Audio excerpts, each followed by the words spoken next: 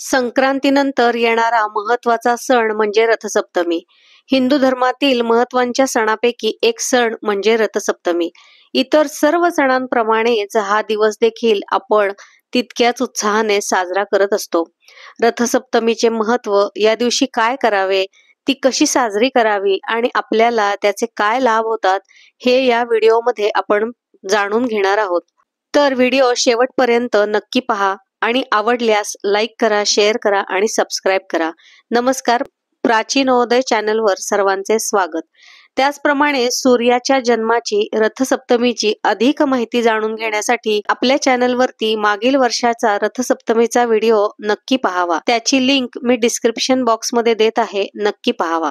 हिंदू पंचांगानुसार माघ महिन्यातील शुक्ल पक्षातील सप्तमी म्हणजेच रथसप्तमी होय.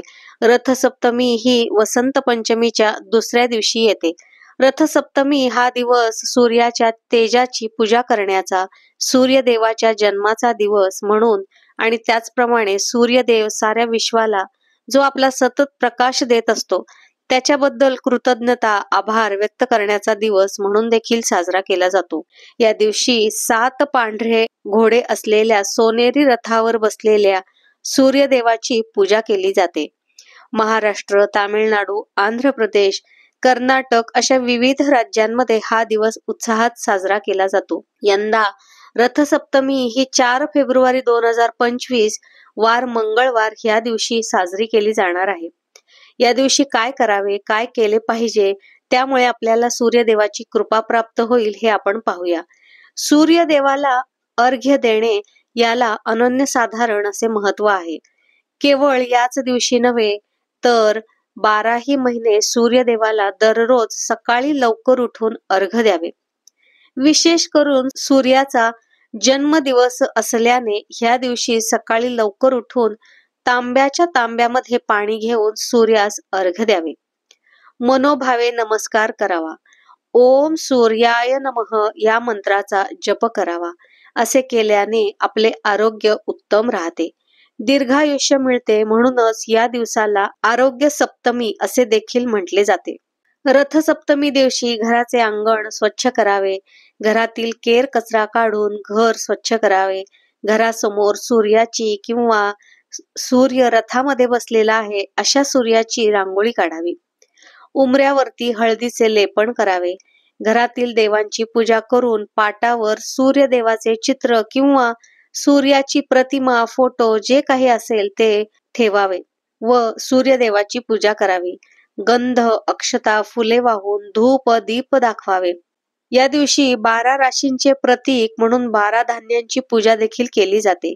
सूर्यदेवाचा ओम सूर्याय नमः, ओम गृणी सूर्याय नमः किंवा ओम ह्रीं ह्रीं सूर्याय सहस्त्र किरणाय वनो वांछित फलम देहि देहि स्वाहा, ओम भास्कराय पुत्रम देहि महातेजसे अशा सूर्य मंत्रांचे किमान 108 वेळा पठण करावे. घरातील प्रत्येक व्यक्तीस उत्तम आरोग्य, आयुष्य मिळावे म्हणून मनोभावे प्रार्थना करावी. गोड पदार्थाचा नैवेद्य दाखवावा. या दिवशी गोड पोळीचा म्हणजेच गुळाच्या पोळीचा किंवा पुरणपोळीचा नैवेद्य देखील दाखवावा. तसेच मकर संक्रांत ते रथसप्तमी या काळामध्ये हळदी कुंकू व तान्ह्या बाळाचे म्हणजेच 5 वर्षापर्यंतच्या बाळाचे बोरन्हाण देखील केले जाते. बोरन्हाण हा एक शिशु संस्कार आहे. याचे देखील शास्त्रीय कारण आहे, ते म्हणजे 1 वर्षापुढील बालकांना खाण्याची जशी जशी समज येत जाते तसे तसे त्या पदार्थांची त्याला चव कळू लागते. निसर्गाने दिलेल्या वेगवेगळ्या अन्नाची त्याला चव समजावी.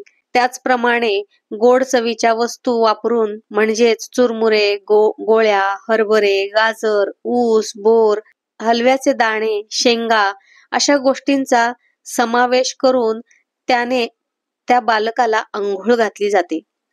त्याला काळ्या रंगाचे कपडे घातले जातात, हलव्याचे दागिने घातले जातात. त्याचप्रमाणे नवविवाहित जोडप्यांना देखील हलव्याचे दागिने घालून फोटो काढले जातात. ह्या सोहळ्यासाठी सर्व सवाष्ण स्त्रियांना हळद कुंकूसाठी बोलावले जाते.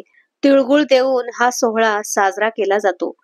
हळदी कुंकू करण्यासाठी हा शेवटचा दिवस मानला जातो. म्हणूनच ज्यांना कोणाला संक्रांतीपासून हळदी कुंकू करणे जमले नाही त्यांनी या रथसप्तमीला हळदी कुंकू करावे, वाण देखील द्यावे. त्याचप्रमाणे या दिवशी दानाला देखील विशेष महत्व आहे. यथाशक्ती वस्तूंचे, वस्त्रांचे, अन्नाचे दान करावे.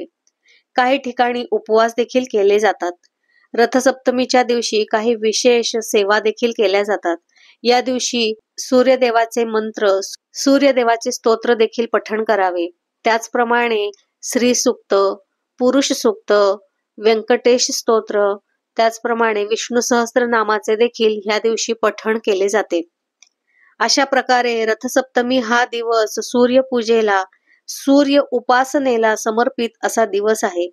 सूर्याच्या पूजेने सर्व व्याधी, रोग नाहीसे होऊन डोळ्याचे, त्वचेचे, हाडांचे आरोग्य सुधारते. त्याचप्रमाणे मन, बुद्धी, शरीर विकसित होतात. प्रत्येक मानवास, निसर्गास, प्राण्यास सूर्यदेव हे पोसत असतात.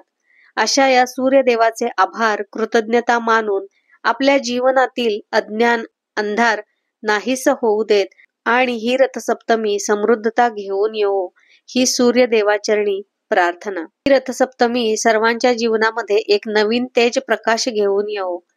सर्वांना रथसप्तमीच्या खूप खूप शुभेच्छा. व्हिडिओ आवडल्यास व्हिडिओला लाईक करा, शेअर करा, सबस्क्राईब करा. भेटूया पुढील भागामध्ये नवीन माहितीसह. तोपर्यंत सर्वांना श्री स्वामी समर्थ.